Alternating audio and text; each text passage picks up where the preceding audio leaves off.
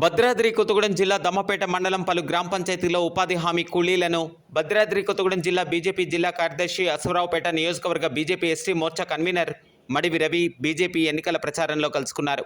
ఈ సందర్భంగా ఆయన ఉపాధి హామీ కూలీలతో మాట్లాడుతూ దేశ ప్రగతిని ప్రపంచ దేశాలకు చాటి చెప్పిన నరేంద్ర మోదీని మరోసారి ప్రధానమంత్రిగా గెలిపించుకోవాలంటే ఖమ్మం పార్లమెంట్ అభ్యర్థిగా పోటీ చేస్తున్న తాండ్ర వినోద్రావు గారికి అమూల్యమైన ఓటు వేసి గెలిపించాలని కోరారు. ఖమ్మం పార్లమెంటరీ నియోజకవర్గంలో అభివృద్ధి సాధించాలంటే బీజేపీ కమలం గుర్తుపై మీ అమూల్యమైన ఓటు వేయాలని కోరారు. ఉపాధి హామీ కూలీలకు నరేంద్ర మోడీ అందిస్తున్న పథకాల గురించి వివరించారు. ఉపాధి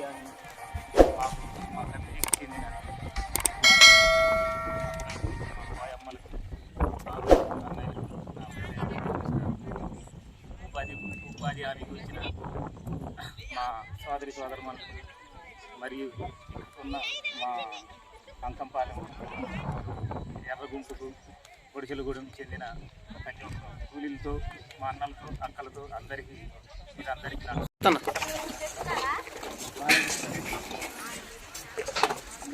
కొత్తగూడెం గ్రామ పంచాయతీ ఉపాధి కూలీలందరికీ నా హృదయపూర్వక నమస్కారం. నేను మన దగ్గరలో ఉన్న గడ్డారం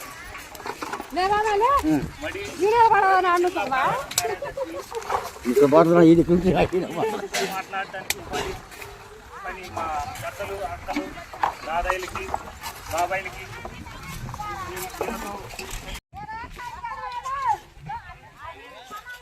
వీడియో తీస్తున్నావా? వీడియో ఫోటో కూడా అదే మా అమ్మలు అక్కలకు మన పటవారగూడెం చెందిన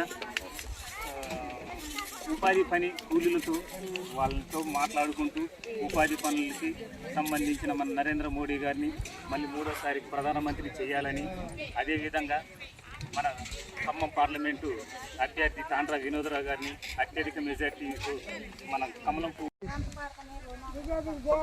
పటవారగూడెం నుండి వచ్చిన ఉపాధి హామీ కూలీలకి, అమ్మలకి, అక్కలకి, బాబాయిలకి, తల్లులకి అందరికీ నా హృదయపూర్వక నేను మడివి రవిని పటవారగూడెం పక్కన 3 కిలోమీటర్ల పరిధిలో ఉన్న మనందరికీ మడివి రవి గారికి అందరికీ తెలుసు.